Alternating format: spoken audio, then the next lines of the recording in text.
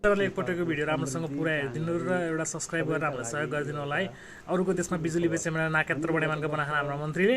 आफ्नो देशमा दिनरात बिजुली काटेकै छन्। यस्तो पनि हुन्छ? कस्तो लाग्छ तपाईँहरूलाई? प्रतिक्रिया आफ्नो कमेन्टमा गर्नुहोस् है। नेपालको समृद्धि चाहनेहरू सबैका लागि यो एउटा खुसीको खबर।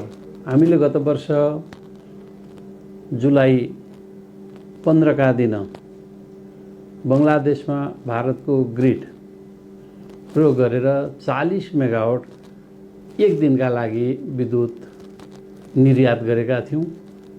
ठिक एक महिना अगाडि गत वर्ष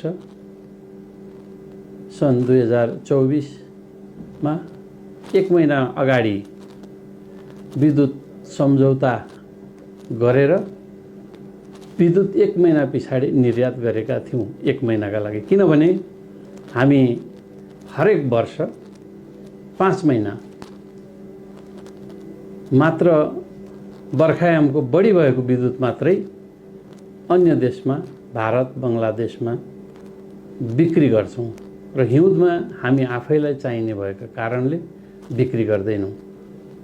अहिले भर्खरै हामी भारतको ग्रिड प्रयोग गरेर बङ्गलादेशमा फेरि आज यस वर्ष 5 महिनाका लागि 40 मेगावाट विद्युत निर्यात गरिराखेका छौँ र यो यस क्षेत्रमा लाग्ने तमाम व्यवसायीहरूका लागि पनि खुसीको कुरा हो।